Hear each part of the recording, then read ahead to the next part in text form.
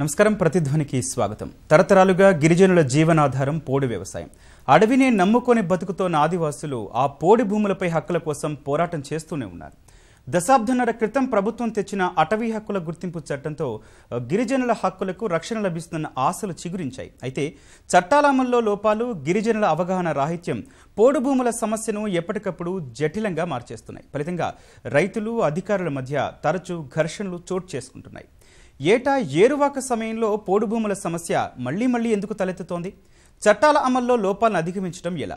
ఇదే అంశంపై ఈరోజు ప్రతిధ్వని. ఈరోజు చర్చలో పాల్గొంటున్న వారు పి రఘువీర్ garu, retired principal chief conservator of forest, అదేవిధంగా ఎం సునీల్ కుమార్ గారు, భూ చట్టాల నిపుణులు, నల్సార్ న్యాయ విశ్వవిద్యాలయం అనుబంధ ఆచార్యులు, ఆర్ శ్రీరామ్ నాయక్ గారు, తెలంగాణ గిరిజన సంఘం రాష్ట్ర ప్రధాన కార్యదర్శి. నమస్తే అండి. చర్చలోకి వెళ్లే ముందు ఈ పోడు భూముల అంశంపై ముఖ్యమంత్రి కేసీఆర్ కొద్ది రోజుల క్రితం శాసనసభలో చాలా స్పష్టమైన ప్రకటన చేశారు. ఆ వివరాలు ఒకసారి చూద్దాం. పోడు భూముల విషయంలో గిరిజన సోదరులు మా శాసనసభ్యులు రోజు నాకు చెప్తా ఉన్నారు, ఇబ్బందులు పెడతా ఉన్నారు, కొడతా ఉన్నారు, ఫారెస్ట్ డిపార్ట్మెంట్ వాళ్ళు అతి చేస్తున్నారు అని చెప్తున్నారు.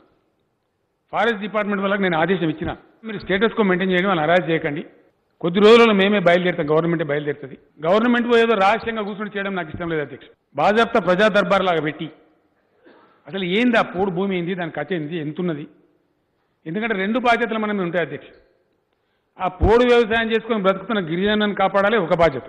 రెండవది అది ఎక్కడనో ఒక ముగింపు చేసి అటవీ భూముల పరిరక్షణ కూడా చేయాలి అధ్యక్ష. అడవులు అంతరించిపోతే కూడా ఆగమైపోతాం. కాబట్టి పోడు భూముల సమస్య పరిష్కారం ఎంత ముఖ్యమో దానికి ముగింపు వాళ్ళకి ఆ గిరిజనులకు ఊరట కల్పించి ఏదో రూపంలో వాళ్ళకి హక్కు కూడా ఇచ్చి, అధ్యక్ష మా కన్సర్న్ ఏంటంటే రైతు బంధు మొదలుపెట్టినప్పుడు ROFR గమనంలోకి తీసుకోలే. తర్వాత మా ఎమ్మెల్యేలు, మినిస్టర్స్ చెప్పినారు, సార్ వాళ్ళకి పట్టాలని 1,00,000 మంది పైచీలకు వాళ్ళకు కూడా ఇస్తే బాగుంటుంది సార్ అని చెప్తే ఇమీడియట్గా రైతు బంధు మంజూరు చేసినాం అధ్యక్ష. ఇట్లా అనేక రకాలుగా వాళ్ళ సంక్షేమం కోసం మేము పాటుపడుతున్నాం. ఈ పోడు భూముల సమస్యను కూడా నేను చీఫ్ సెక్రటరీ గారు మాట్లాడుకున్నాం, ఒక అవగాహన ఉంది. 100కు 100% దాన్ని కూడా నెరవేరుస్తాం అధ్యక్ష. ఆ సమస్య ఒక చరమగీతం పాడతాం. మేము అల్లాటప్ప చేసుడు మాకు అలవాటు ఉండదు అధ్యక్ష. ఏదైనా చేస్తే పకడ్బందీ చేస్తాం, దేరాయ దురుస్తాయి అన్నట్టు చేసినామంటే దాన్ని పక్కగా దాన్ని శాశ్వతంగానే పరిష్కారం అయ్యేటట్టు చేస్తాం. వాళ్ళకు కూడా పోడు భూములు చేసుకుంటున్న రైతులకు కూడా నేను హామీ ఇస్తా ఉన్నా, మీ భూములు పరిష్కారం చేసి మీకు ఏదో రూపకమైన పట్ట ROFR ఇంకోటి వచ్చి మీకు కూడా రైతు బంధు ఇస్తా అని చెప్పి మనం చేస్తా ఉన్నాం అధ్యక్ష. రైట్. ముందుగా శ్రీరామ్ నాయక్ గారు, ఇది 3 నెలల క్రితం అసెంబ్లీ సాక్షిగా ముఖ్యమంత్రి చేసిన ప్రకటన. సార్, అయినా క్షేత్రస్థాయిలో పోడు భూముల వివాదాలు ఎందుకు సద్దుమణగట్లేదు? కారణాలు ఏంటంటారు? అందరికీ నమస్కారం సార్. ఈ ముఖ్యమంత్రి గారు చాలా గొప్ప మాట నిండు అసెంబ్లీలో ప్రకటించారు. పోడు భూముల సమస్యకు శాశ్వత పరిష్కారం, ఒక చమరగీతం పాడాలి, ఈ సమస్యని శాశ్వత పరిష్కారం చూపాలని చెప్పారు. మంచిది.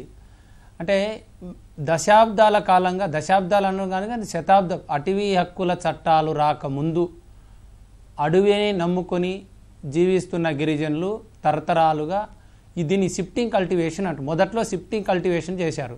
తర్వాత నాగరికత పెరిగే కొద్దీ వాళ్ళ జీవన అవసరాలు, గిరిజనుల సంఖ్య పెరగడం, వీటితో వాళ్ళు పర్మనెంట్ వ్యవసాయంగా మారారు.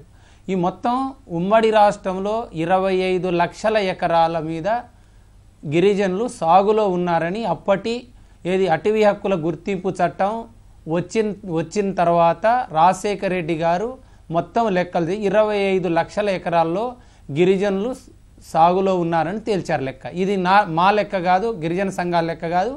ఆనాడు అటవీ శాఖ, గిరిజన సంక్షేమ శాఖ, రెవెన్యూ శాఖ, ఈ 3 శాఖలు కూర్చొని తేల్చిన లెక్క.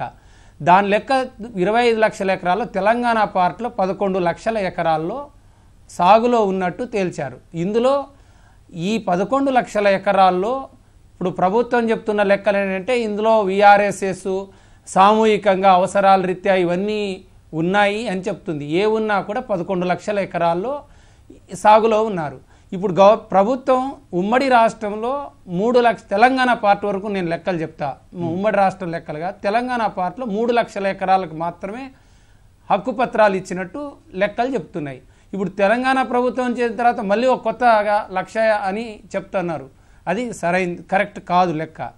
కేంద్ర ప్రభుత్వానికి ఇచ్చిన లెక్క వాళ్ళు 94,000 వ్యక్తిగత దరఖాస్తులకు గాను 3 లక్షల ఎకరాలకి అప్పటి నుంచి ఇప్పటిదాకా ఇచ్చినట్టు లెక్కలు ఉన్నాయి. మేము చెప్తున్నది ఏంటంటే ప్రభుత్వం ఇప్పుడు ఈ సాగులో ఉన్న గిరిజనులందరికీ హక్కు పత్రాలు ఇవ్వమని అటవీ హక్కుల గుర్తింపు చట్టం వాళ్ళు ఎంత సాగులో ఉంటే 10 ఎకరాల లోపు హక్కు కల్పించాలని సాక్షాత్ పార్లమెంట్ చేసిన చట్టం చెప్తా ఉంది. మరి 11 లక్షల ఎకరాల్లో వాళ్ళు సాగులో ఉండి దరఖాస్తు చేసుకున్నారు. అందరూ అప్పటి నుంచి ఇప్పటి వరకు 2008 నుంచి ఇప్పటి వరకు దాదాపు 4 లక్షల మంది దాకా దరఖాస్తు చేసుకున్నారు. ఈ 4 లక్షల మందిలో 1,00,000 మందికే ఇచ్చాము మేము. 1,00,000 ఎకరాలు 94,000 మాత్రం మిగిలిన దరఖాస్తులన్నీ తిరస్కరించారు. ఇప్పుడు సమస్య ఎక్కడ ఏంటంటే ఈ 4 లక్షల వరకు కారణాలు ఏంటంటారు? వీళ్ళ కారణాలు ఏంటంటే అటవీ హక్కుల గుర్తింపు చట్టంలో కట్ ఆఫ్ డేట్ పెట్టారు. 2005 డిసెంబర్ 13 కంటే ముందు ఎవరైతే సాగులో ఉన్నారో వాళ్ళకి హక్కు కల్పించాలని. గిరిజన ఏతరులు అయితే 3 తరాలని చెప్పారు. గిరిజన ఏతరుల గురించి నేను ఇక్కడ మాట్లాడలే, వాళ్ళ హక్కుల గురించి నేను మాట్లాడలే, గిరిజన హక్కుల గురించి మాట్లాడుతున్నా. ఈ 2005 డిసెంబర్ అంటే చట్టం తయారైన డేట్ తీసుకున్నారు వాళ్ళు పార్లమెంట్ లో. 2005 డిసెంబర్ 13 కంటే ముందు సాగులో ఉన్నట్టు చూపించాలి. ఏ విధంగా చూపించాలి వాళ్ళు? ఈవెన్ వాళ్ళ రికార్డులు సాగు చేస్తున్నట్టు గ్రామసభ ఆమోదించాలి. గ్రామసభ 4 కేటగిరీ కమిటీలు వేశారు అప్పుడు రాజశేఖర రెడ్డి గారు గవర్నమెంట్ ఉన్నప్పుడు. 1 గ్రామసభ, 2 సబ్ డివిజనల్, 3 జిల్లా, 4 స్టేటు. ఈ 4 కమిటీల లెవెల్లో కమిటీలు చేశారు. గ్రామసభ ఆమోదించిన వాటిని సబ్ డివిజన్ లెవెల్లో చాలా వాటిని తిరస్కరించారు. జిల్లా లెవెల్లో ఇంకా తిరస్కరించారు. దీనికి ప్రధాన కారణం ఏంటంటే వీళ్ళు కొత్తగా అడవి కొట్టారని, కొత్తగా అడవిని సాగు చేశారని, వీళ్ళు చట్టం వచ్చిన తర్వాత ఓడుగొట్టారని, ఇవన్నీ కారణాలతో ముఖ్యంగా అటవీ శాఖ ముద్దాయి. ప్రధాన ముద్దాయి ఏంటంటే ఈ రాష్ట్రంలో అటవీ శాఖ ముద్దాయి. అడవిని గిరిజనులు నాశనం చేస్తున్నారని, అడవిని ఆక్రమించారని. ఎవరు ఆక్రమించారండి? అటవీ చట్టాలు ఎప్పుడు వచ్చినాయి? అటవీ చట్టాలు వచ్చింది 1927 స్వతంత్రం కంటే ముందు రూపకల్పన చేసి 1967లో చట్టం అమలైంది 67లో. అంటే మేమేం చెప్తున్నామంటే గిరిజనులు వాళ్ళు జీవనాధారమే అడవిని గిరిజనులకి అవినాభావ సంబంధం. వాళ్ళ జీవనాధారమే అడవి అయినప్పుడు వాళ్ళు పరాయి వాళ్ళు కాదు కదా, ఆక్రమణదారులు ఎట్లా అవుతారని మనం అడుగుతున్నాం. అందుకోసమే సునీల్ కుమార్ గారు, ఏదో రూపంలో ఈ పట్టాలు అందిస్తామని పోడు రైతులకు ముఖ్యమంత్రి భరోసా కల్పించారు. అందుకు ఎట్లాంటి అవకాశాలు ఉన్నాయంటారు? ఇది ఇప్పటిదాకా వారు మాట్లాడుతున్నప్పుడు సమస్య తీవ్రత గురించి చెప్పారు, సమస్య గురించి ప్రస్తావన చేశారు. ఇది స్వాతంత్రం ముందు నుంచి కూడా ఉన్న ఒక పెద్ద సమస్య. దీన్ని పరిష్కారం చేయటం కోసమే మనం అటవీ హక్కుల చట్టాన్ని చేసుకున్నాం. పోడు భూముల విషయానికి వచ్చినట్లయితే అటవీ హక్కుల చట్టాన్ని కనుక చట్టం ఏం ఆశించిందో తూచా తప్పకుండా అమలు చేస్తున్నట్లయితే ఈ పార్టీకి సమస్యను సాధ్యమైనంత పరిష్కారం చేయడానికి వీలయ్యేది. దురదృష్టవశాత్ ఏమైపోయిందంటే ఈ చట్టం అమలు 1 సంవత్సరం 2 సంవత్సరాల కాలం పాటు, అంటే చట్టం వచ్చిన కొత్తలో 2008 నుంచి 2010-11 వరకు కూడా యుద్ధ ప్రాతిపదికన ఒక పెద్ద ఎత్తున పండగలాగా చేసుకునే ప్రయత్నం చేశారు. ఆ తర్వాత అసలు ఆ చట్టం అమలే పక్కకు పోయింది. ఒకటి ఆ కారణం అయితే, రెండోది ఈ అటవీ హక్కుల చట్టం ఏదైతే వచ్చిందో ఈ అటవీ హక్కుల చట్టాన్ని ఉన్న భూమిపై ఎవరైతే గిరిజనులు అటవీ భూముల్ని సాగు చేసుకుంటూ ఉన్నారో వాళ్ళకున్న హక్కుల్ని గుర్తించడానికి వచ్చిన చట్టం. కానీ దురదృష్టవశాత్తు దీన్ని ఏదో భూముల పంపిణీ కార్యక్రమం లాగా చేశారు. ఒక దఫా కొంత భూములు పంపిణీ చేశాము అన్నట్టుగా అది ఒక భూమి పంపిణీ కార్యక్రమం అయిపోయేసరికి ఆటోల మీద ఒత్తిడి పెరిగింది. ఇక 3వ అంశం ఏంటంటే 2 సంవత్సరాల క్రితమే సుప్రీంకోర్టు ఒక తీర్పు ఇచ్చింది. ఈ అటవీ హక్కుల చట్టం మీద ఇంకా సుప్రీంకోర్టులో కేసు కొనసాగుతుంది. ఆ కేసు విచారణ సందర్భంగా 2 సంవత్సరాల క్రితం ఒక మధ్యంతర ఉత్తర్వు వచ్చింది. దాని మీద పెద్ద ఎత్తున నిరసన వచ్చిన తర్వాత భారత సుప్రీంకోర్టు ఏం చెప్పిందంటే ఎవరెవరి దరఖాస్తులు అయితే తిరస్కరణకు గురైనాయో ఆ తిరస్కరణకు గురైన వాళ్ళందరికీ కూడా ఒకసారి అప్పీల్ చేసుకునే అవకాశం ఇవ్వండి అని చెప్పారు. ఈ రోజున అది కూడా జరగలేదు. ఇక వారు చెప్పిన అంకెల విషయానికి వచ్చినట్లయితే అటవీ హక్కుల చట్టం వచ్చినప్పటి నుంచి ఇప్పటిదాకా ఫిబ్రవరిలో కేంద్ర ప్రభుత్వం రిపోర్టు ప్రకారం మనం చూసినట్లయితే ప్రైమ్ మినిస్టర్ ఆఫీస్ కి గిరిజన సంక్షేమ శాఖ పంపిన రిపోర్టు మేరకు చూసినట్లయితే తెలంగాణలో ఇప్పటి వరకు 1,83,000 దరఖాస్తులు వస్తే 93,000 మందికి హక్కుపత్రాలు దాదాపుగా 3 లక్షల ఎకరాలు ఇచ్చినట్టుగా మనం చూపిస్తున్నాం. ఇక్కడ ప్రశ్న ఏంటంటే మిగతా దరఖాస్తులు ఒక 90,000 దరఖాస్తులు ఏవైతే ఉన్నాయో ఆ 90,000 దరఖాస్తులు తిరస్కరించినట్టుగా ప్రభుత్వం ఆ వ్యక్తిగతంగా వాళ్ళకి సమాచారం ఇవ్వాలి. అటవీ హక్కుల చట్ట ప్రకారం దరఖాస్తు పెట్టుకోవడానికి అంటే అప్పీల్ చేసుకోవడానికి అవకాశం ఇవ్వాలి. ఈ చట్ట ప్రకారం గ్రామ సభ తిరస్కరిస్తే సబ్ డివిజనల్ కమిటీకి, సబ్ డివిజనల్ కమిటీ తిరస్కరిస్తే ఆ పై స్థాయికి వెళ్ళడానికి అవకాశం ఉంటుంది. అది మనం ఇవ్వలేకపోయినా ఇది ఈ రోజున సమస్య. కానీ దీని పరిష్కార మార్గం వెతకాలి అంటే కేవలం ఒకటే, అటవీ హక్కుల చట్టం కింద నిబంధనలు ఒక గొప్ప ఐఏఎస్ ఆఫీసర్ ఎస్ఐ శంకరన్ గారు ఉండేది, ఆయన ఆధ్వర్యంలో రూల్స్ తయారు చేయడం జరిగింది. ఆ చట్టాన్ని ఆ రూల్స్ ని కనుక మనం అమలు చేసినట్లయితే తప్పకుండా ఈ సమస్యకు పరిష్కార మార్గం ఉంటుంది. రైట్ అండి. రఘువీర్ గారు, సార్ పోడు భూముల సమస్య ప్రభుత్వాలకు ఒక సంక్లిష్టమైన సవాల్గా ఎందుకు మిగిలిపోయింది? అసలు అధికారికంగా పోడు భూమిని గిరిజనులకు పంపిణీ చేయడానికి అవకాశం ఉందా లేదంటారా? అంటే ఇప్పుడు మనం చూసుకుంటే అండి, ఇది ఇప్పటి సమస్య కాదు, ఇప్పటి సొల్యూషన్ కూడా కాదు. ఇప్పుడు మనం చూసుకుంటే జోడేఘాట్ సమయం నుంచి కూడాను ఆ రోజుల్లో ప్రొఫెసర్ హేమండార్ఫ్ అని ఆంథ్రోపాలజిస్ట్ కూడా ఇదే సూచన చేశారు. గిరిజనులు ఏదైతే భూమి ఆక్రమించారో అది వారికి అప్పగిచ్చేస్తే సమస్య పరిష్కారం అవుతుందని 1940s చేశారు. తర్వాత ఒక 10 ఏళ్ల తర్వాత చూస్తే గిరిజనులు అక్కడ లేరు, వేరే చోటుకి వెళ్ళి మళ్ళా అడవి కొట్టుకుంటున్నారు. వాళ్ళ భూమిని రక్షించలేకపోయారు, వేరే వాళ్ళు వచ్చి వాళ్ళని డిస్ప్లేస్ చేశారు. సో మళ్ళీ 1950s మళ్ళీ రెగ్యులరైజ్ చేశారు, మళ్ళీ 1960s చేశారు. ఇలా మన ఫారెస్ట్ కన్జర్వేషన్ యాక్ట్ 1980 వచ్చేంత వరకు దఫాలుగా ఆల్మోస్ట్ 3-4 లక్షల హెక్టార్లు అంటే 5-6 లక్షల ఎకరాలు అటవీ భూమి ఇలా రెగ్యులరైజ్ చేస్తూ పోయారు రాష్ట్ర ప్రభుత్వం వాళ్ళు. 1980లో ఫారెస్ట్ కన్జర్వేషన్ యాక్ట్ వచ్చిన తర్వాత భారతదేశ అనుమతి లేకుండా అటవీ భూమిని వేరే అవసరాలకి వాడుకోకూడదు అని నిబంధన పెట్టడంతో ఇది రాష్ట్ర ప్రభుత్వాలకి చేతినిచ్చి పోయిందనమాట. సో ఇప్పుడు ఏదైనా చేయాలన్నా కానీ ఫారెస్ట్ కన్జర్వేషన్ యాక్ట్ కింద డైవర్షన్కి చేయాలంటే దాని బదులు దానికి ఒక కండిషన్స్ అవి ఉన్నాయి. సో అది కొద్దిగా చాలా కాస్ట్లీ ఎఫైర్ కూడా అవుతుంది, అంటే భూమి బదులు భూమి ఇవ్వడము ఇలాంటివన్నీ ఉంటాయి. సో అది పక్కన పెడితే 2005లో వచ్చిన చట్టంలో మన 13 డిసెంబర్ 2005 లోపల ఉన్న ఎవరైతే గిరిజనులు కానీ లేకపోతే 3 తరాల క్రితం నుంచి కల్టివేట్ చేస్తున్న గిరిజనేతరులు కానీ ఉంటే వారికి హక్కు కల్పించాలని అందులో మనం నిర్దేశించుకున్నాం.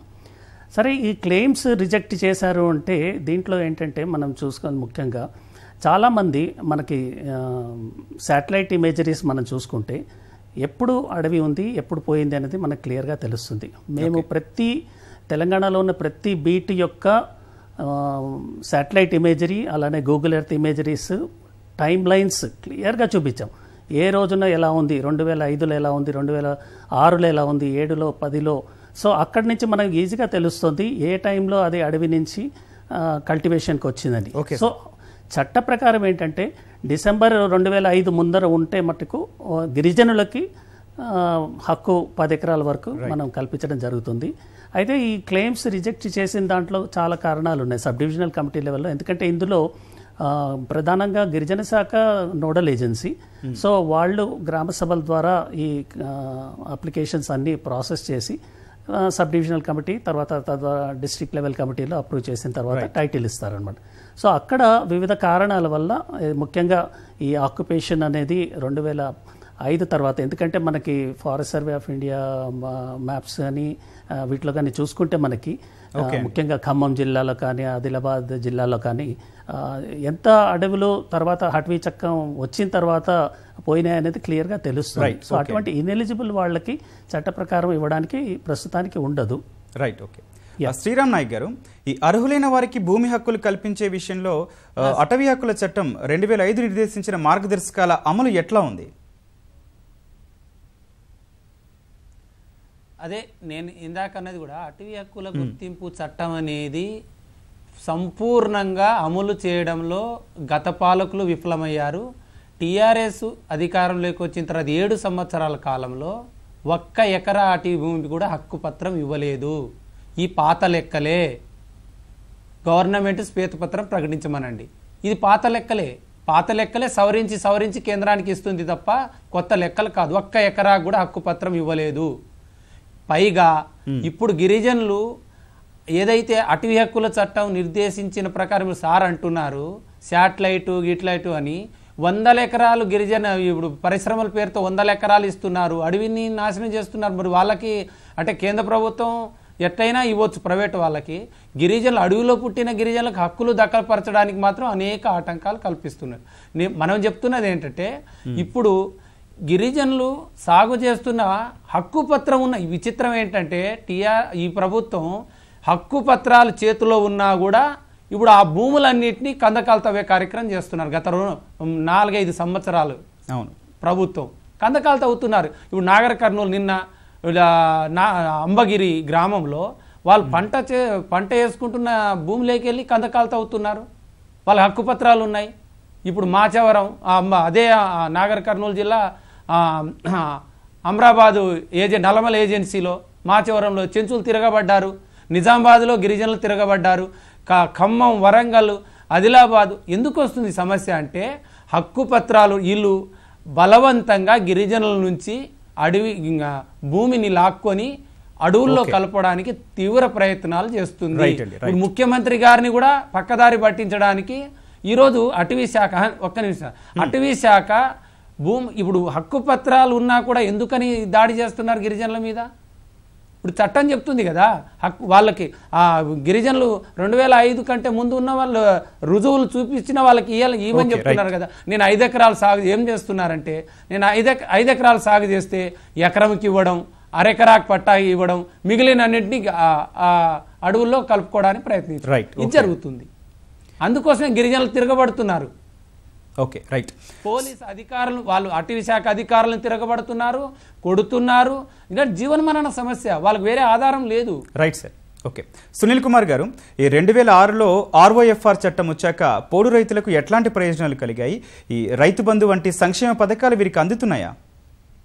అంటే ఇట్లా 2 అంశాలు. అటవీ హక్కుల చట్టం వచ్చిన తర్వాత నాకు తెలిసి భారత స్వాతంత్ర చరిత్రలోనే చట్టంలోనే ఒక మాట రాసుకున్నాం, చారిత్రకంగా అన్యాయం జరిగింది, అన్యాయం తిరగదోడు న్యాయం చేయడం కోసం చట్టం చేస్తున్నాం రాసుకున్న చట్టం ఒక లా విద్యార్థిగా, లా ప్రొఫెసర్ గా, అడ్వకేట్ గా ఇంకే చట్టంలో చూస్తున్నాం. అంత గొప్ప చట్టం ఇది. ఆ చట్టం ద్వారా ఆశించింది ఏంటంటే ఎవరైతే తరతరాలుగా అడవుల మీద ఆధారపడి జీవిస్తున్నారో వాళ్ళ హక్కుల్ని గుర్తించే ప్రక్రియ. అది వ్యక్తిగత హక్కులు కావచ్చు, సామూహిక హక్కులు కావచ్చు, అంటే వ్యవసాయం చేసుకోవటం కావచ్చు, ఇంటి స్థలం కావచ్చు, పశువులు మేపుకునేది కావచ్చు, మైనర్ ఫారెస్ట్, ఏదైనా సరే వాళ్ళకి ఏదైతే హక్కు ఉంటుందో ఆ హక్కుని గుర్తించే ప్రయత్నం చట్టం చేసింది. సంఖ్యాపరంగా మనం చూస్తే కనుక తెలంగాణలో ఇప్పుడే మనం నంబర్స్ మాట్లాడుకున్నాం, దాదాపుగా 93,000 మంది గిరిజన కుటుంబాలకి వాళ్ళు సాగు చేసుకుంటున్న అటవీ భూమికి హక్కుపత్రం వచ్చింది. ఇంకో సగం మంది దరఖాస్తులు ఏమైనా సంగతి తెలియదు. నిజంగా వాళ్ళకి అర్హత లేదు అనుకున్నట్లయితే ఫలానా కారణంతో తిరస్కరించారని చెబితే అయిపోయేది. ఆ ఫలితం వచ్చింది. ఇంతకుముందు మన ముఖ్యమంత్రి గారి మాటలు కూడా విన్నాం. దాంట్లో ఎవరైతే 93,000 మంది గిరిజన కుటుంబాలకి అటవీ హక్కుపత్రం వచ్చిందో వాళ్ళందరికీ కూడా రైతు బంధు తిరస్కరించిన తర్వాత అక్కడే వ్యవసాయం చేస్తున్న వాళ్ళ పరిస్థితి ఏంటి సార్? తిరస్కరించిన తర్వాత కూడా అంటే ఇక్కడ 2 విధాలుగా ఉన్నాయి. ఒకటి, అసలు పూర్తిగా నేను దరఖాస్తు పెట్టుకున్నాను, నా మొత్తం విస్తీర్ణానికి హక్కుపత్రం రాలేదు, తొలగించే ప్రయత్నం జరుగుతుంది. రెండోది, ఇంతకుముందు గిరిజన నాయకులు మాట్లాడుతున్నట్టుగా అది నిజమే, అన్ని చోట్ల జరుగుతుంది. ఏంటంటే 10 ఎకరాల లోపు నేను ఎంత వాస్తవంగా సాగులో ఉంటే అంత భూమికి హక్కుపత్రం ఇవ్వాలి. రకరకాల కారణాల వల్ల ఆ మొత్తం విస్తీర్ణానికి ఇవ్వకుండా అందులో కొద్ది భూమికి మాత్రమే హక్కుపత్రం ఇచ్చారు. ఉదాహరణకి నేను 4 ఎకరాలు సాగు చేసుకుంటుంటే 2 ఎకరాలకు హక్కుపత్రం వచ్చింది, ఇంకొక 2 ఎకరాలకు హక్కుపత్రం లేదు. ఏదైతే హక్కుపత్రం లేదో వాళ్ళని తొలగించే ప్రయత్నం ఇప్పుడు అటవీ శాఖ చేస్తుంది. భారత సుప్రీం కోర్టు వారి ఉత్తర్వులు ఏంటంటే ఎక్కడెక్కడైతే మీరు హక్కుపత్రాలని తిరస్కరించారో వారందరికీ మీరు రాతపూర్వకంగా సమాచారం ఇవ్వండి. ఇగో పలానా కారణంతో మీ దరఖాస్తుని తిరస్కరించినైంది. ఏ స్థాయిలో తిరస్కరించారో చెప్పాలి. గ్రామ సభ తిరస్కరించిందా, సబ్ డివిజనల్ కమిటా, జిల్లా కమిటా? వాళ్ళు తిరస్కరిస్తే అప్పీల్కి వెళ్ళడానికి ఒక అవకాశం కల్పించాలి. రెండవది, ఇంకా ఎవరైనా సరే 2005 డిసెంబర్ 13 నాటికి అర్హత ఉండి కూడా దరఖాస్తు పెట్టుకున్నట్లయితే ఆ దరఖాస్తులు గ్రామ సభలు స్వీకరించే అవకాశం ప్రభుత్వం ఇవ్వాలి. ఎందుకంటే ఆ దరఖాస్తుని ప్రాసెస్ చేయాల్సింది గ్రామ సభ, అటవీ హక్కుల కమిటీ గ్రామ సభ చేయాలి. కానీ ఈ రోజున దరఖాస్తులే తీసుకోవటం లేదు.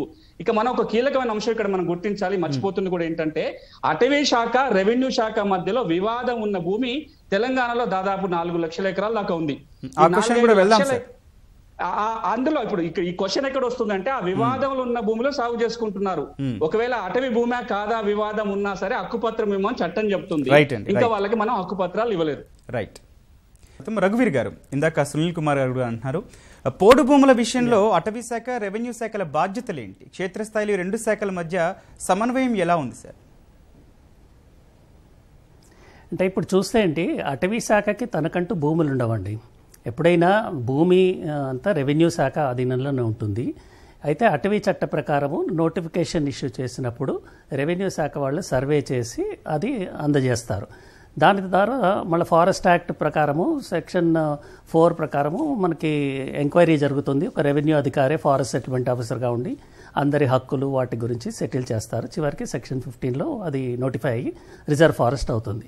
అయితే దీంట్లో ఏమవుతుందంటే చాలా కాలంగా ఈ నోటిఫికేషన్ ప్రాసెస్ ఫైనల్ స్టేజ్కి రావట్లేదు. సో ఈ లోపల ఏమవుతుందంటే కొత్త ఎంక్రోచ్మెంట్స్ రావడము, లేకపోతే కొత్త వాళ్ళు వచ్చి సెటిల్ కావడంతో అది అలానే సంక్లిష్టంగా మారుతుంది. రెండోది ఏంటంటే కొంతమంది రెవెన్యూ అధికారులు ఈ అటవీ భూమి ఏదైతే ఉందో యాక్చువల్లీ ఇందులో ప్రొహిబిటరీ ఆర్డర్ బుక్లో నోట్ చేసుకోవాలి. వాళ్ళ ప్రతి రెవెన్యూ డిపార్ట్మెంట్లో ప్రొహిబిటరీ ఆర్డర్ బుక్ ఉంటుంది. అందులో నోట్ చేసుకోవాలి ఈ నిషేధ భూములు వీటిలో పట్టాలు ఇవ్వకూడదు. అందులో పిఓబిలో ఎంటర్ చేయకుండా ఉన్న అటవీ భూములకి వాళ్ళు పట్టాలు ఇవ్వడం జరుగుతుంది. అవి ఇల్లీగల్ పట్టాసు. దానిలో మాకు తెలుసు కామారెడ్డిలో ఒక రేంజ్ ఆఫీసర్ గారిని కూడా హత్య చేయబడ్డారు ఈ ప్రొటెక్షన్ చేయడం వల్ల. అంటే ఎంతోమంది అటవీ శాఖ అధికారులు ప్రతిరోజు చేస్తున్నది. ప్రభుత్వానికి అధికారులుగా మనము కష్టపడి అక్కడ పనిచేస్తున్నాము. అసెంబ్లీలోనూ పార్లమెంట్లో చేసిన చట్టాలని ఖచ్చితంగా అమలు చేయడానికి కృషి చేస్తున్నాము. అది కూడా మనం మొత్తం సమాజం కోసం అటవీ శాఖ పనిచేస్తుంది తప్పితే ఇండివిజువల్గా ఏదో గెయిన్ ఏముంటూ ఏమైనా. సో ఇది మనం చేసే ఈ రోజున మనం చూసుకుంటే పేపర్ల నిండా కూడాను ప్రతి ఒక్కళ్ళూను పర్యావరణం పరిరక్షించండి, గ్రీనరీ ఉండాలి, అడవులు లేకపోతే మన మనుగడ లేదు, మొక్కలు పెట్టండి, ఇదే చెప్తా ఉంటారు. సో బేసిక్గా మ్యాండేట్ అనేది మన సమాజం ఏం చేస్తుంది, do you really want forest, మీకు అడవులు కావాలా అక్కర్లేదా? సో ఇది ఉద్దేశంతో రెవెన్యూను ఫారెస్ట్ మధ్యలో చూసుకుంటే ఈ ఇష్యూస్ ఇల్లీగల్ పట్టాస్ అనుకోండి, బౌండరీ డిమార్కేషన్ ఒకటి, జాయింట్ సర్వే చేయాలి. అలానే ల్యాండ్ అసైన్మెంట్ కమిటీ ఏదైతే ఉందో దాంట్లో అటవీ శాఖకి ప్రాతినిధ్యం ఉండాలి. అప్పుడు ఏదన్నా ఇష్యూ ఉన్నప్పుడు అక్కడే రేజ్ చేస్తారు, ఇది అటవీ భూమి, దీనిలో పట్టాలు ఇవ్వడానికి లేదనేసి. సో చాలా చోట్ల మనం చూస్తూ ఉంటాం, వాళ్ళు పట్టా ఉంది మమ్మల్ని అటవీ శాఖ వాళ్ళు అడ్డుకుంటున్నారు అని. సో అది ఒక ఇష్యూ వస్తుందండి. సో ఇది రెగ్యులర్గా monthly coordination committee meetings revenue అటవీ శాఖ అధికారులు చేసుకుంటూ ఉంటే ఈ ఇష్యూస్ని సార్ట్అవుట్ చేయొచ్చు. అలానే జిల్లా స్థాయిలోనూ ఫారెస్ట్ ప్రొటెక్షన్ కమిటీ అని ఉంటుంది. ప్రతి నెల కూడా వాళ్ళు కలుసుకొని ఇలాంటి ఇష్యూస్ గురించి కూడా చర్చించుకొని దానికి సమాధానం చేసుకోవాలి. సో మనము చూసుకుంటే అటవీ చట్టంలో కూడాను సెక్షన్ 20లో మనం చూసుకుంటే డిప్యూటీ తహసీల్దారు ఆ పై అధికారులు, సబ్ ఇన్స్పెక్టర్ ఆ పై అధికారులకు కూడా ఫుల్ పవర్స్ ఇచ్చారు. అటవీ భూమి ఆక్రమణ గురైతే వాళ్ళ మీద ఎటువంటి చర్యలు తీసుకోవాలని. అంటే ఇది ఒక్క అటవీ శాఖ బాధ్యత అనే కాదు, అందరికీ బాధ్యత అసెంబ్లీలో పాస్ చేసిన చట్టంలోనే ఉంది. సో మనం ఏంటంటే ఈ చట్టంకి ఖచ్చితంగా అమలు చేసుకొని భావితరాలకి ఒక పచ్చని సమాజం అందించడానికి కృషి చేస్తున్నాము. దీంట్లో ఈ ఇష్యూస్, కోఆర్డినేషన్ ఇష్యూస్ ఏవైతే ఉన్నాయో, ఇప్పుడు ఇందాక చెప్పారు సునీల్ కుమార్ గారు, చాలా ఏరియాస్ ఇంకా కాలేదని. సో దాంట్లో జాయింట్ సర్వే చేసి పర్మనెంట్గా డిమార్కేట్ చేసుకొని అది చేసుకోవచ్చు. ఎందుకంటే ఇప్పుడు సుప్రీంకోర్టు జడ్జిమెంట్ చాలా క్లియర్గా ఉందండి. ఎక్కడైనా ఏ రికార్డులో అయినా అది అటవీ భూమి అని ఉంటే ఫారెస్ట్ కన్జర్వేషన్ యాక్ట్ ఖచ్చితంగా వర్తిస్తుంది. సో దాని ప్రకారం చాలా అది నోటిఫై అయినా కాకపోయినా ఎఫ్సీ యాక్ట్ కింద డెఫినెట్గా వస్తుంది. కాబట్టి ఇది దృష్టిలో పెట్టుకొని మనము తదుపరి కార్యాచరణ మనం చేసుకుంటే బాగుంటుంది. రైట్. శ్రీరామ్ నాయక్ గారు, పోడు భూముల గుర్తింపు, హద్దుల నిర్ణయంలో అటవీ హక్కుల కమిటీల పాత్ర ఏంటి, ఈ పోడు రైతుల సమస్యల పరిష్కారానికి అవసరమైన తక్షణ చర్యలు ఏంటంటారు? మనం కూడా అదే సార్ ఇందాక కన్జర్వేటర్ సీనియర్ పనిచేసిన రిటైర్డ్ గారు చెప్తున్నారు, రఘువీర్ గారా చెప్తే మనం కూడా అదే కోరుతున్నది. జాయింట్ సర్వే, ఫారెస్ట్ రెవెన్యూ మధ్య జాయింట్ సర్వే ఇప్పటి వరకు స్వతంత్రం వచ్చిన తర్వాత ఇప్పటి వరకు ఎప్పుడు జరగలేదు. ఆ జాయింట్ సర్వే జరగాలి. రాజశేఖర రెడ్డి గారు ఉన్నప్పుడు ఒక ప్రయత్నం జరిగింది. 19 మంది సబ్ డివిజనల్ ఫారెస్ట్ ఆఫీసర్ని, సెటిల్మెంట్ ఆఫీసర్ని వేశారు. ఈ సెటిల్మెంట్ ఆఫీసర్ 19 మంది కొంతకాలం నియామకై వాళ్ళు కూడా తేల్చలేకపోయారు. ఇప్పుడు జరుగుతున్నది ఏంటంటే ఫారెస్ట్కి రెవెన్యూ మధ్య ఉన్న తగాదాలని పరిష్కరించకుండా ఇప్పుడు సార్ చెప్పారు సెక్షన్ 4 నోటిఫికేషన్ ఇవ్వాలి. ఎవరు సెక్షన్ 4 నోటిఫికేషను ఇవ్వకుండానే అక్కడ ఎంక్రోచ్మెంట్స్ ఉన్నాయా, సాగు చేస్తున్నారా లేదా గిరిజనులని చూడకుండా ఇప్పుడు సెక్షన్ 4 పేరుతో నోటిఫికేషన్ ఇవ్వకుండానే ఆ భూముల్ని అటవీ శాఖ అడవులుగా ప్రకటిస్తుంది. ఇది అభ్యంతరం చెప్తుంది గిరిజనులు. మీరు నోటిఫికేషన్ ఇవ్వకుండా ఇక్కడ గిరిజనులు సాగు చేస్తూ ఉన్నారు. 2000 చట్టం ప్రకారం 2005 కంటే ముందు సాగు చేస్తున్నట్టు ఆధారాలు ఉన్నాయి. అయినా రిజర్వ్ ఫారెస్ట్కి ఎట్లా మీరు డిక్లేర్ చేస్తారు? అందుకని రెవెన్యూ ఫారెస్ట్ మధ్య ఏదైతే జాయింట్ సర్వే జరగాలో అది జరగాలి తక్షణం. అది జరగకుండా ముఖ్యమంత్రి గారు కూడా దీన్ని ఏం పరిష్కారం చూపలేరు. ఫస్ట్ సెటిల్మెంట్ బార్డర్స్ నిర్ణయించాలి. ఆ బార్డర్స్లో ఎవరు సాగు చేస్తున్నారు, ఎంతకాలం నుంచి సాగు చేస్తున్నారు, వీటన్నిటిని పరిగణలోకి తీసుకొని నోటిఫికేషన్ ఇవ్వాలి. సెక్షన్ 4 నోటిఫికేషన్ ఇవ్వాలి. సునీల్ కుమార్ గారు, పోడు భూముల సాగులో కట్ ఆఫ్ తేదీ ఆధారంగా హక్కులు కల్పించే విధానం వల్లనే ఈ సమస్య జటిలమైందనే విమర్శ ఉంది. ఈ సమస్య సత్వర పరిష్కారం కోసం ఏం చేయాలంటారు? ఎందుకు ఆ కట్ ఆఫ్ డేట్ వల్ల ఎందుకు ఇబ్బందులు అవుతున్నాయంటే, ఒకప్పుడు 1980 కంటే ముందు ఉన్న ఫారెస్ట్ సెటిల్మెంట్ రెగ్యులైజ్ చేస్తామన్నాం. ఆ డేట్ కాస్త ఇప్పుడు 2005 అయిపోయింది. 1980 కంటే ముందు ఇంకొక డేట్ ఉండేది. అంటే ఈ రోజున మనం 2005 డిసెంబర్ 13 నాటికి అటవీ భూములు ఉన్న వాళ్ళకే హక్కు పత్రాలు ఇస్తామని చట్టంలో స్పష్టంగా చెబుతున్నా సరే, ఒక ఆశ ప్రజలకి ఏంటంటే, ఇంతకుముందు 1980 డేట్ కాస్త 2005 అయింది కదా, రేపు పొద్దున 2010 2020 అవుతుంది కాబట్టి ఇప్పుడు మనం ఏదో ఒక పని చేసి అడవుల్ని నరికేస్తే రేపు పొద్దున మావి కూడా రెగ్యులరైజ్ చేస్తారేమో అని ఆశించే వాళ్ళు ఉన్నారు. అట్లా ప్రోత్సహించే సందర్భాలు కూడా మనకు ఫీల్డ్ లో కనపడుతున్నాయి. కాబట్టి కొంత టెన్షన్ ఏర్పడుతుంది. అంటే ఇక్కడ మనం ఇది పోవాలి అంటే 2 అంశాలు ప్రజలందరూ గుర్తుపెట్టుకోవాలి, అధికారులైనా ప్రజలైనా. ఈ సమస్యని మనం అడవులు వర్సెస్ గిరిజనులను, లేకపోతే ఇది అడవులు కాపాడాలా గిరిజనులు కాపాడాలనే ఒక లాగర్ హెడ్స్ లో పెట్టి చూడడంలా కాకుండా, అడవిలో గిరిజనులు కూడా అంతర్భాగం అనేది ఇప్పుడు కొత్త థియరీ. మనం అటవీ హక్కుల చట్టం ఎందుకు తెచ్చామంటే, అడవిలో గిరిజనులు కూడా భాగంగా ఉన్నారు, వాళ్ళు ఉండటం వల్లనే అడవులు కాపాడబడ్డాయి, అది మనం గుర్తించాలి. ఇప్పటిదాకా అడవిలో ఉన్న చెట్లను గుర్తించాము, జంతువులు గుర్తించాము, అక్కడ మనుషులు ఉన్నారు, వాళ్ళకి హక్కులు ఉన్నాయని గుర్తించలేదు కాబట్టి గుర్తించాలి, ఒక చట్టం చేశాం. ఈ రోజు మనం చేయాల్సింది ఏంటంటే, ఒక పక్కన అడవుల్ని రక్షించుకుంటూనే అందులో అంతర్భాగంగా ఎవరైతే జీవిస్తున్నారో వాళ్ళని హక్కుల్ని గుర్తించే ప్రయత్నం కనుక చేస్తే చాలా సమస్యలు తీరిపోతాయి. దీని సమస్యకు పరిష్కారం చాలా క్లుప్తంగా 3-4 మాటల్లోనే చెప్తాను. ఒకటి, అటవీ హక్కుల చట్టాన్ని అమలు అయిపోయింది అని చెప్పకుండా అటవీ హక్కుల చట్టాన్ని అమలు చేసే బాధ్యత ప్రభుత్వం తీసుకొని మరొక కాల వ్యవధి పెట్టుకోండి. 2, ఏవైతే దరఖాస్తులు మీరు తిరస్కరించారో వాళ్ళకి సమాచారం ఇచ్చి అప్పీల్ చేసుకునే అవకాశం ఇవ్వండి. 3, ఎక్కడైతే మీరు ఒక భూమిని అటవీ భూమిగా మారుస్తున్నామని సెక్షన్ 4 నోటిఫికేషన్ ఇచ్చి సెక్షన్ 15 ఫైనల్ నోటిఫికేషన్ ఇవ్వకుండానే డీమ్డ్ ఫారెస్ట్ అని అంటున్నారో, అది కాకుండా అది సెటిల్ చేసే కోసం ఫారెస్ట్ సెటిల్మెంట్ అవసరం పెట్టి సెటిల్ చేయండి. Next, revenue forest boundary dispute ఏదైతే ఉందో జాయింట్ సర్వే జరిగి హద్దులు తేలాలి. ఈ హద్దులు తేలేంత వరకు డీమ్డ్ ఫారెస్ట్ లో కూడా రెవెన్యూ ఫారెస్ట్ బౌండరీ డిస్ప్యూట్ ఉన్న చోట కూడా అటవీ హక్కుల చట్ట ప్రకారం హక్కు పత్రాలు ఇవ్వచ్చు. రేపు పొద్దున అది రెవెన్యూ భూమిని తేలితే రెవెన్యూ పట్టాలు ఇవ్వచ్చు, అది అటవీ భూమిగా ఉండిపోతే హక్కు పత్రాలు ఉంటాయి. ఇక చివరిగా మనం అందరం గుర్తుపెట్టుకోవాల్సింది ఏంటంటే, గిరిజనులకి పట్టాలు ఇవ్వటం ఎంత కీలకమో గిరిజనులకి పట్టాలు ఇచ్చేది కూడా అడవుల్ని కాపాడడానికే. కాబట్టి 2005 డిసెంబర్ 13 తర్వాత ఎవరైతే అడవులు నాశనం చేస్తున్నారో, అడవులు కొడుతున్నారో వాళ్ళ మీద కఠినంగా వ్యవహరిస్తూనే ఆ అర్హత ఉన్న వాళ్ళందరికీ హక్కుపత్రాలు ఇచ్చే ప్రయత్నం చేయాలి. ఇక్కడ ఇంకొక కీలక అంశం గుర్తుపెట్టుకోవాల్సింది ఏంటంటే, ఈ ప్రాసెస్ అంతా చేయాల్సింది గ్రామ సభలు, అటవీ హక్కుల కమిటీ. ఆ బాధ్యతలు వాళ్ళు నెరవేర్చుకునేలాగా ప్రభుత్వం కనుక ఫెసిలిటేట్ చేయగలిగితే, గ్రామ సభల్ని ఎంపవర్ చేసుకుంటూ అక్కడ ఉన్న అటవీ హక్కుల కమిటీల ద్వారా ఈ పని చేయించగలిగితే చాలా తక్కువ కాలంలో మన పరిష్కారం చూపడానికి చట్టపరంగా అయితే అవకాశం ఉంది. రైట్. రఘువీర్ గారు, గిరిజనులకు అటవీ హక్కులపై అవగాహన లేకపోవడం ఒక సమస్యగా ఉంది. గ్రామ సభల్లో అక్రమాలు జరిగితే వారు ఎవరిని ఆశ్రయించాలి? అంటే దీంట్లో మనం హక్కుల గురించి చాలాసేపు మాట్లాడుకున్నామని, బాధ్యతల గురించి ఎవరు మాట్లాడట్లేదు. ఈ గిరిజన హక్కుల చట్టం పార్లమెంట్లో పెట్టినప్పుడు ప్రతి ఒక్కళ్ళు ఏమని చెప్పి దీన్ని తీసుకొచ్చారు, గిరిజనులకు హక్కు కల్పిస్తే అడవులు బాగా ఉంటాయి, దాని రక్షణ బాగా ఉంటుంది. మీరు చూసుకోండి, దాంట్లో ఒక సెక్షన్ 5 అని ఉంటుంది. ఎవరు మాట్లాడరు సెక్షన్ 5 గురించి. సెక్షన్ 5లో హక్కుదారుల యొక్క బాధ్యతలను ఉంటాయి. అందులో అడవులు సెక్షన్ 5 ఫారెస్ట్ రైట్స్ యాక్ట్లో క్లియర్గా ఉంటుంది. మీరు ప్రతి ఒక్క హక్కుదారు పత్రం వెనకాల కూడా ఆ 10 పాయింట్లు రాసి ఉంటాయి. ఏంటి, అడవుల్ని రక్షించాలి, వన్యప్రాణులను రక్షించాలి, ఎటువంటి క్యాచ్మెంట్ ఏరియా డిస్ట్రాయ్ చేయకూడదు, చెట్లు కొట్టకూడదు, దాన్ని మొత్తం కన్జర్వ్ చేయాలి, అంటే అడవిని రక్షించాలి, ఇది బాధ్యత ఎవరికి? ప్రతి హక్కు పత్రం ఉన్నవాడికి బాధ్యత. ఆ బాధ్యత గురించి ఎవరు మాట్లాడరు. అలానే గ్రామసభ ఓన్లీ హక్కులు నిర్ణయించడానికి కాదు. గ్రామసభ బాధ్యత ఏంటంటే ప్రతి గ్రామంలో ఒక ఫారెస్ట్ ప్రొటెక్షన్ కమిటీని పెట్టాలి. అటవీ రక్షణ కమిటీ ఎన్ని గ్రామ సభల్లో పెట్టారండి? Rule 4E. ఆ రూల్స్ గురించి మనం మాట్లాడట్లేదు, కానీ రూల్ 4Eలో చూడండి. రూల్ 4Eలో చాలా క్లియర్గా ఉంది. ప్రతి గ్రామ సభ యొక్క విధి వాళ్ళ గ్రామ పరిధిలో ఉన్న అటవీ రక్షణ కోసము ఫారెస్ట్ ప్రొటెక్షన్ కమిటీని పెట్టాలి. పెట్టి ప్రతి ఒక్క హక్కుదారులు అడవిని రక్షిస్తున్నాడా లేదా అని చూడాలి. ఈ రోజున ఏమవుతుంది, అటవీ హక్కు పత్రాలు ఉన్నాయి, దానికి డిమార్కేషన్ గ్రౌండ్లో సరిగ్గా లేదు.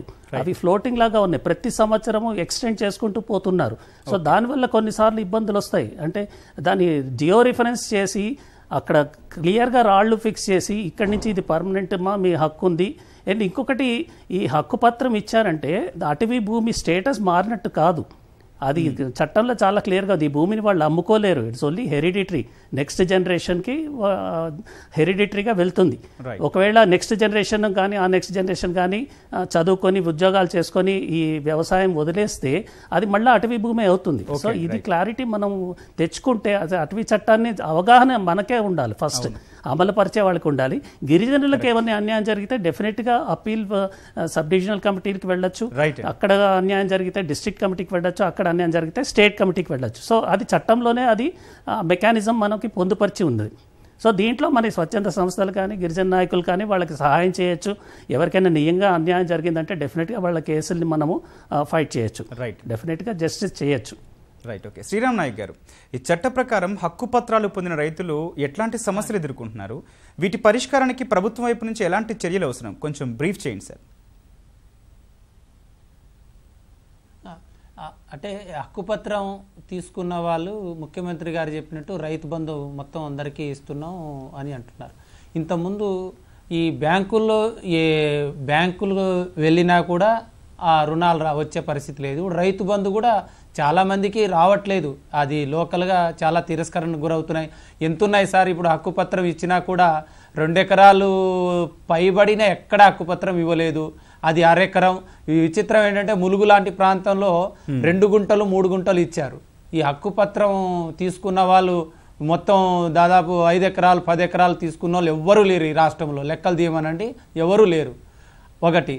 రెండోది, అటవీ హక్కుల చట్టం సంబంధించి ఇప్పుడు అయిపోయిందని ఎక్కడ చట్టంలోనూ లేదు. ఇది కాలపరిమితి అయిపోయిందని లేదు. ఈ అటవీ హక్కుల చట్టాన్ని ఈ శాశ్వతంగా పరిష్కారం కావాలంటే అటవీ హక్కుల చట్టాన్ని ఇప్పుడు తిరిగి పునరుద్ధరించాలి. ఇక్కడ అమలు చేయడం కొత్త రూట్ మ్యాప్ను ప్రకటించాలి. గ్రామ సభల నుంచి రాష్ట్ర కమిటీలు 4 కమిటీలే ఉన్నాయో, గ్రామ కమిటీ, సబ్ డివిజనల్, జిల్లా, రాష్ట్ర, ఈ 3 తిరిగి ఫంక్షనింగ్ కావాలి. కింది నుంచి కొత్తగా దరఖాస్తుని ఆహ్వానించాలి.